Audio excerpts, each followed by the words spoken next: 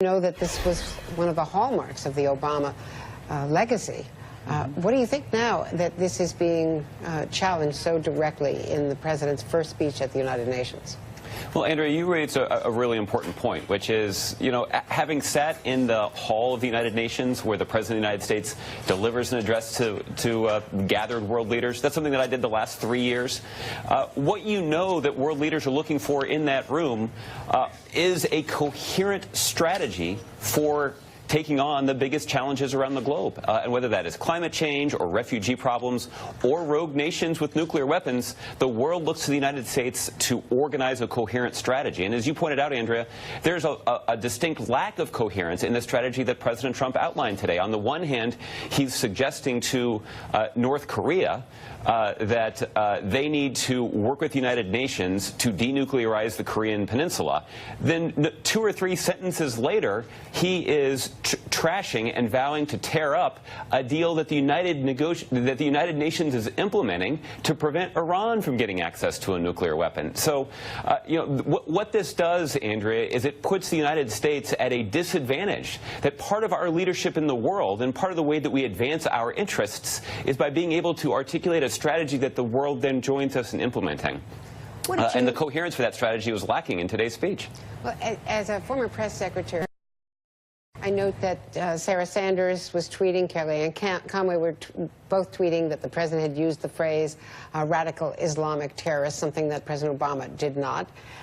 This speech had the feel of Stephen Miller in some of the rhetoric that was used. But what did you think of Rocket Man as a way of deriding the North Korean leader? Well, to be blunt, Andrea, I think it is foolish to try to goad or provoke or mock somebody who, in even President Trump's own words, is on a suicide mission. How is the United States' negotiating position, or how is our national security strengthened by mocking the leader of North Korea? It is in nobody's interest, particularly the most powerful, influential, strongest, greatest country in the world, for the leader of that country to try to out Kim Jong-un.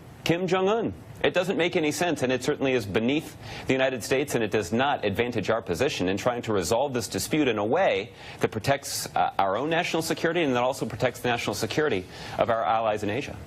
One of the things that the president also discussed was the migration crisis, harking back to the very controversial executive orders and his view on refugees now accepting the fewest number of refugees that the United States has in years.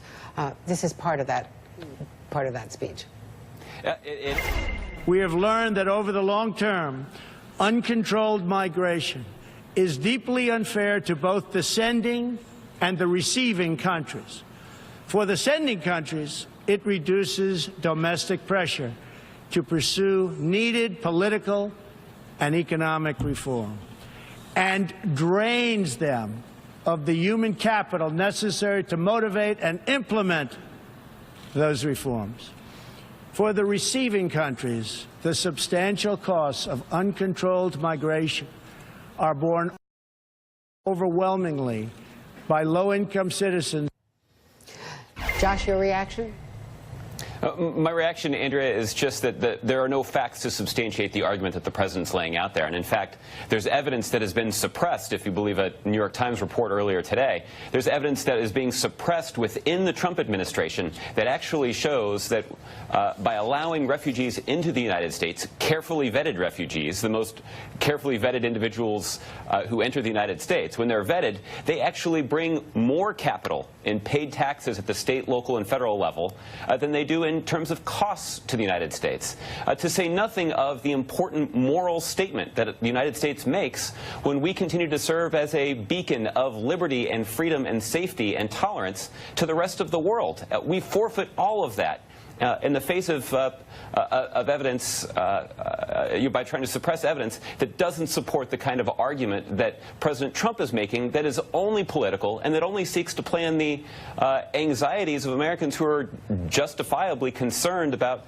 the spread of extremism and violence around the world. We have an effective strategy for preventing that violence and extremism, and part of it includes the United States standing apart and being a place where everybody who seeks to improve themselves and improve their society, wants to be a part of that, has an opportunity to succeed. And that's why the United States stands apart from the rest of the world, and that is a status that we should protect, not a status that we should undermine for the political benefit of just one politician. Josh Earnest, thanks so much. Someone who's been there, done that with the UN, and a great perspective from you.